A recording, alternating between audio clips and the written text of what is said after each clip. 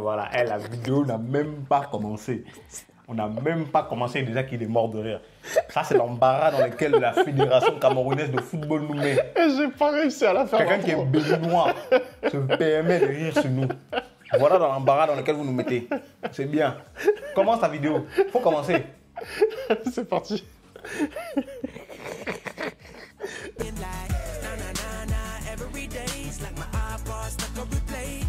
Vous avez compris, on va parler de cette affaire voilà, au sein de la Fédération camerounaise de football. Cette affaire qui agite vraiment le monde du foot africain. On a d'un côté Samuel Eto'o, on a de l'autre côté le ministre des Sports et ses représentants. Au milieu de tout ça, on a notre Marc Brice qui est là, qui se retrouve au milieu de cet imbroglio, de cette guerre de pouvoir. Déjà, Anderson, rappelle-nous un petit peu là les événements de ces derniers jours. Bon, les événements, je pense qu'on n'a pas besoin de rappeler. On a tous vu la vidéo de l'altercation entre le neuf, le grand neuf, Samuel Eto'o, et l'espèce de blanc, qui sert de sélectionneur, entraîneur à la Fédération camerounaise de football, à savoir Marc Brice, et aussi avec le conseiller technique du ministère des Sports. Hein. On a vu que les mots avaient dépassé les pensées de certains et que les échanges avaient été très très vifs. Hein. Ah ouais. Les poignées de main vraiment assez solides, hein, les poignées de main d'homme, si on peut dire ça comme ça. Non, sans blague. On va revenir sans plaisanter. Ce qui se passe dans le football camerounais aujourd'hui est très très grave. Parce que moi j'estime, on a fait déjà une vidéo là-dessus, on va remettre le lien, vous allez pouvoir aller regarder. Quand il y a eu la nomination de Marc Brice par le ministre des Sports, on a trouvé qu'il y avait une ingérence totale et on avait peur pour la cohabitation pour le futur. 2 mois, 3 mois nous ont donné raison, tout simplement. C'est-à-dire qu'aujourd'hui, on se retrouve avec une situation dans le football camerounais qui est désespérante. C'est-à-dire qu'aujourd'hui, ce qui s'est passé, c'est que le ministre des Sports, apparemment sous autorité des hautes instances, a décidé tout seul de nommer le sélectionneur de l'équipe du Cameroun, Marc Brice, hein, après l'échec de la Coupe d'Afrique des Nations, parce que rappelons quand même que tout cela vient de l'échec de la Coupe d'Afrique des Nations en Côte d'Ivoire, où Rigobert Song avait été nommé sélectionneur et finalement ça ne s'est pas bien passé. À la suite de ça, c'est un peu ce que moi je reproche aussi à Samuel Eto'o. Il vient de faire une annonce pour nous dire que le prochain sélectionneur de l'équipe nationale ne sera pas camerounais. Je n'ai pas compris cette annonce-là parce que je ne pense pas que Rigobert Song soit le représentant de tous les entraîneurs sélectionneurs qu'il y a au Cameroun. Il n'était pas compétent. Ça ne veut pas dire qu'un autre Camerounais ne l'aurait pas été. Hein. Je rappelle quand même que c'était une des promesses de campagne de Samuel Eto'o d'avoir toujours sur le banc un sélectionneur camerounais. Là, le fait d'aller chercher un Européen, déjà, voilà, ça veut dire un peu, tu sous-entends que ceux qui sont au pays ne sont pas compétents. Je ne suis pas d'accord avec ça. C'est sa première faute pour moi, à Samuel Eto'o. Maintenant, le point aussi avec lequel je ne suis pas d'accord, c'est-à-dire il revient à la Fédération camerounaise de football de nommer le sélectionneur de l'équipe nationale, de la première équipe nationale. Ce à quoi la Fédération camerounaise de football ainsi que son président Samuel Eto'o se sont attelés et ont fait des propositions au ministère des Sports. On avait vu notamment qu'il y avait Hervé Renard, Joseph Pesero et tout. Ils envoient les propositions au ministère des Sports, aucune réponse, et ils apprennent comme le commandant mortel, comme toi, comme moi, à la télévision, que c'est Marc Brice qui a été nommé avec un staff que eux ils ont décidé de nommer. Déjà, là, c'est la première infraction des lois, des textes de loi, parce qu'il y a des textes de loi. Et je pense qu'il y a un décret qui a été signé entre le ministère des Sports et la Fédération camerounaise de football le 26 septembre 2014 qui indique que le sélectionneur de l'équipe nationale du Cameroun doit être choisi par la FECAFOOT. Donc, à un moment donné, si la FECAFOOT ne sert à rien, dites-le nous et faites en sorte que la FECAFOOT disparaisse. Ouais, clairement. Donc déjà, c'est ça le premier manquement. Ensuite, on a eu ce qu'on avait vu dans la vidéo, qu'on avait expliqué dans la vidéo, ces échanges comme quoi la FECAFOOT ne reconnaissait pas l'entraîneur, il y a eu des va-et-vient et tout. Finalement, on a demandé à Samuel Eto'o, je pense, de mettre de l'eau dans son vin, ce qu'il a fait. Hein. Il a accepté le sélectionneur, mais il a choisi le staff, ce qui est encore une fois de plus en accord avec les lois de la FIFA et de la CAF. Et d'ailleurs, c'est à la suite de ces choix que Marc Brice a été reconnu comme sélectionneur du Cameroun par la FIFA. Donc là, tout était normal.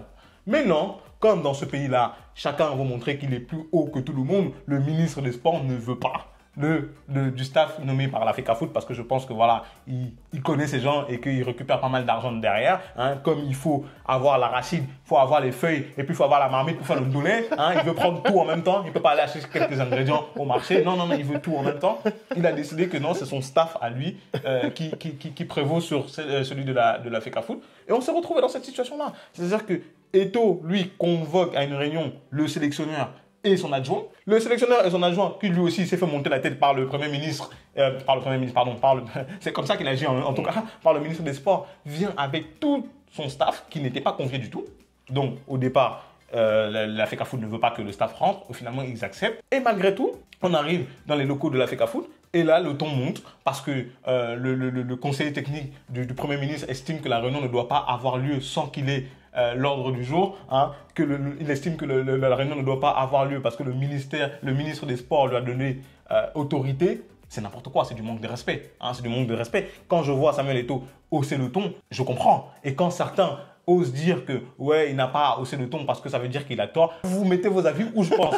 Parce qu'à un moment donné, je pense que si je viens dans ton salon et je te manque de respect, tu ne peux pas l'accepter comme ça. Il lui a dit de prendre la porte et c'est totalement normal. Parce que à quel moment c'est au ministre des Sports de décider comment doit se tenir une réunion, hein, avec qui doit se tenir une réunion et sous quel... c'est lui qui...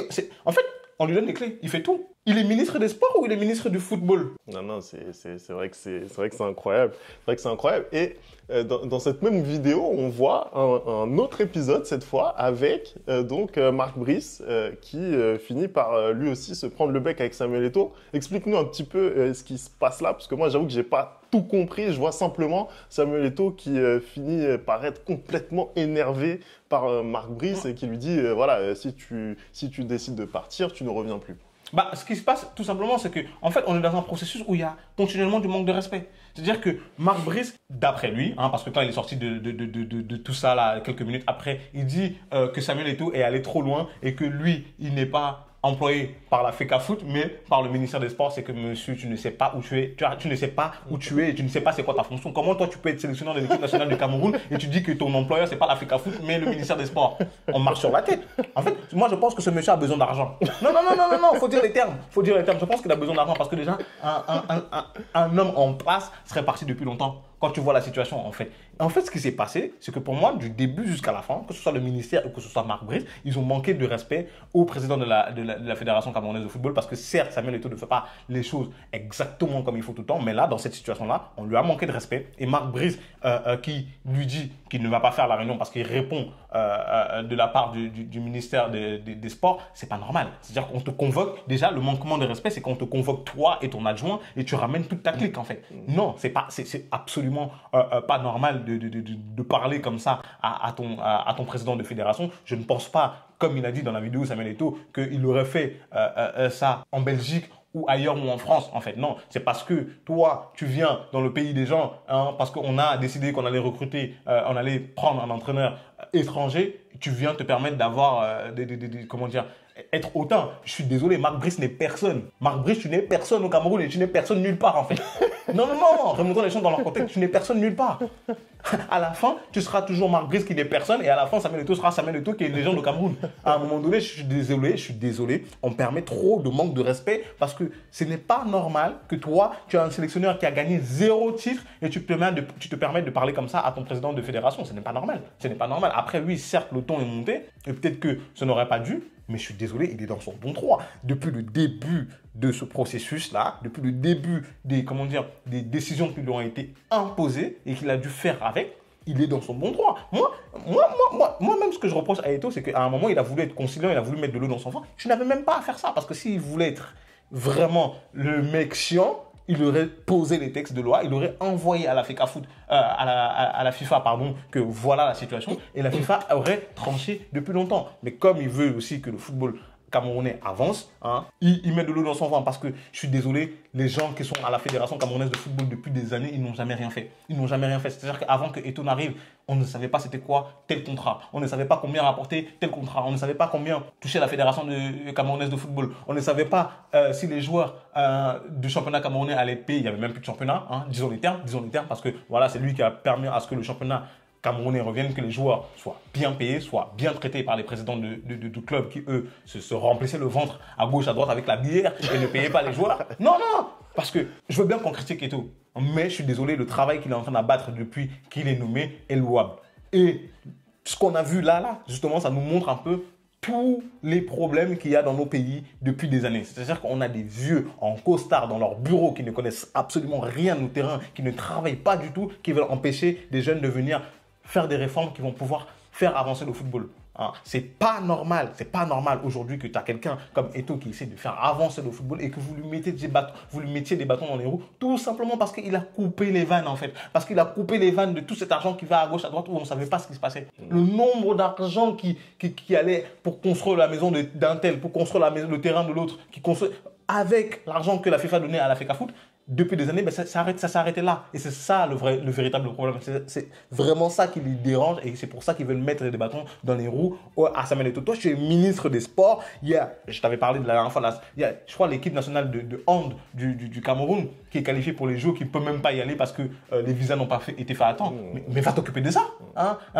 Le volley, va t'occuper de ça. Je ne sais pas, il y a la fédération des échecs apparemment qui a un problème pour payer une facture à 1200 €. Mais va t'occuper de ça en fait. Est-ce que tu es ministre du football? On sait que c'est ça qui rapporte l'argent au Cameroun et que du coup c'est là que tu veux et c'est là que ça t'intéresse. Mais je suis désolé, occupe-toi d'autre chose. La FECAFOOT est là pour s'occuper du football au Cameroun. Que ce soit bien géré ou mal géré, je suis désolé, c'est pas au ministre du Sport de contrôler ça. Je pense que là-dessus, c'est vrai qu'il y a un petit peu un no man's land où on ne sait pas qui a le dernier mot en fait. Là, c'est une guerre de pouvoir et on a l'impression que si Paul Biya ne sort pas de sa cachette, on a l'impression que ça va rester comme ça et qu'on aura toujours ces guerres ouvertes publiques en fait. C'est ce qui s'est passé aujourd'hui. Je crois qu'on est arrivé enfin à une conciliation. On a vu la conférence de presse entre Samuel Eto'o, Marc Brice et son adjoint. Je pense que dès demain, ou peut-être même ce soir, ou même peut-être pendant qu'on est en train de faire cette vidéo-là, il y a des nouvelles qui sont sorties et on nous a expliqué un peu quelle va être la hiérarchie et quelle va être la constitution du staff technique. Je pense que aujourd'hui, chacun a mis un peu de l'eau dans son vin. J'ai vu Samuel Eto'o présenter ses excuses. Apparemment, Marc Brice aurait envoyé aussi une lettre pour s'excuser auprès de Samuel Eto'o. Tout ça dans l'intérêt du football camerounais, bien évidemment. Mais moi, je veux dire un truc. Je veux dire une chose. J'espère que les 2 prochains matchs, on va les perdre. J'espère que la FIFA va nous suspendre parce que j'en ai marre. En fait, je veux que pendant 4 ans, on mette à plat le football camerounais et on le reconstruise. Parce que ce n'est pas normal ce qui se passe. Ce n'est pas normal à l'image qu'on a donné au monde du football camerounais.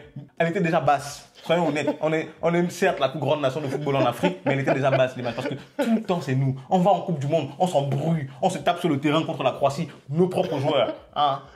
On va à la CAN, on va à la CAN 2000. Il y a des primes des joueurs qui n'ont pas été payés. On va à la Coupe du Monde, les joueurs refusent de jouer parce qu'on n'a pas donné les primes. Ça c'est la FECAFOOT depuis des années, en fait. Donc, ce qui s'est passé là, ça ne fout pas plus la honte sur nous. On avait déjà la honte. Là, on avait déjà la honte. Ce pays, c'est une honte perpétuelle tout le temps, dans tous les domaines. Comme l'a dit le conseiller du ministère, même le diable a finalement eu honte. Même le diable a finalement eu honte. Voilà, il a raison. Il a raison. C'est pour ça qu'on arrive à une situation où tout le monde est conciliant. Non, je suis désolé. En fait, ça ne serait pas arrivé si chacun restait à sa place. Je suis d'accord, la Coupe d'Afrique des Nations en Côte d'Ivoire s'est mal passée. Je suis d'accord. Samuel Eto'o s'est trompé dans le choix de Rigobertson, mais ça ne veut pas dire que ce n'était pas à lui de choisir le prochain sélectionneur de l'équipe nationale du Cameroun.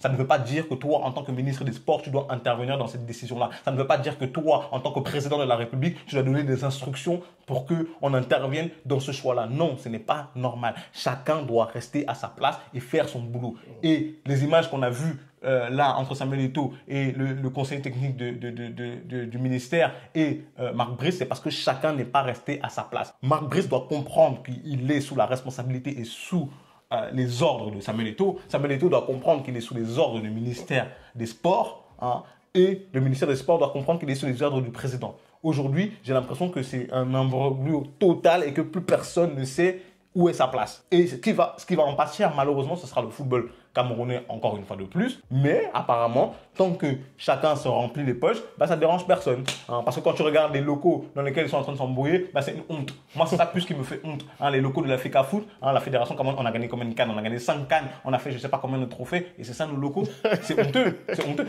avant que Samuel Eto'o n'arrive et commence à relancer le chantier du nouveau siège de la FICAFOOT, mais il n'y avait rien. Il n'y avait rien, comme d'habitude. Pourquoi? Parce que l'argent disparaissait dans les poches des gens qui allaient nourrir les jeunes filles à gauche, à droite.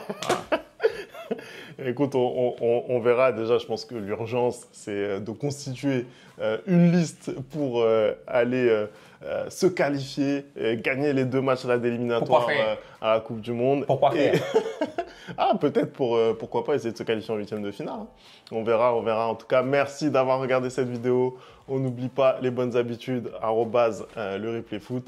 Et puis, vous me dites ce que vous pensez de la situation au Cameroun. Moi, personnellement, je regarde ça comme une petite série, voilà, avec les pop-corn. Et puis, voilà, on attend de voir la Rigobert, suite. tu nous manques. Au moins, tu étais incompétent, mais tu restes à ta place. Tu nous manques. Alors, on se retrouve très vite pour une nouvelle vidéo. Ciao!